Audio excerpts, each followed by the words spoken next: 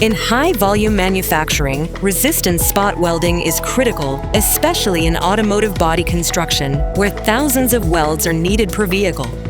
But conventional welding systems can be energy-intensive and inefficient, with losses from internal impedance, induction, and excess heat.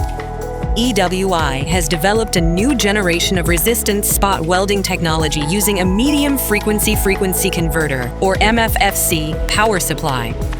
This system delivers short, high-intensity current pulses to the workpiece using modern inverter technology, maximizing weld performance while minimizing energy loss.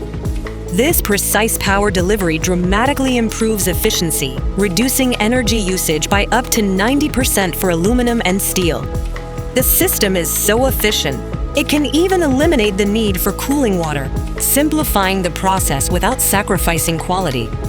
For aluminum, MFFC also extends electrode life, reducing downtime and consumable costs. EWI now offers a robotic-based MFFC welding system for customer applications. With MFFC spot welding, EWI is delivering energy savings, cost efficiency, and production performance. Contact us to explore what it can do for your operation.